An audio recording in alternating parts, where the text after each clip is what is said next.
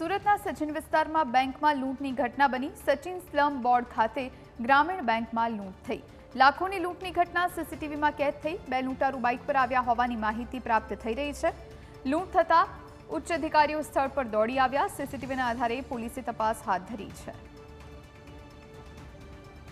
આ વિશે વધુ જાણકારી માટે સંવાદદાતા અમિત આપણી સાથે ફોન લાઈન પર જોડાયા છે। અમિત, લૂંટારુઓ સીસીટીવીમાં કેદ થયા છે, કઈ રીતની તપાસ કરવામાં આવી રહી છે બેંક લૂંટ કેસમાં?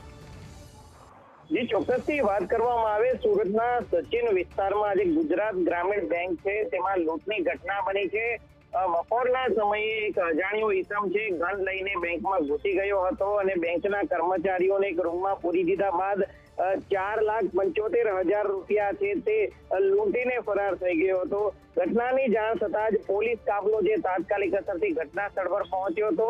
એસીપી ડીસીપી સહિતના પોલીસ અધિકારીઓ ઘટના સ્થળે પહોંચ્યા હતા અને પોલીસે સીસીટીવી ફૂટેજના આધારે જે લૂંટારૂ છે તેની શોધખોળ અને ઓળખ કરવાની કામગીરી છે હાથ ધરી છે।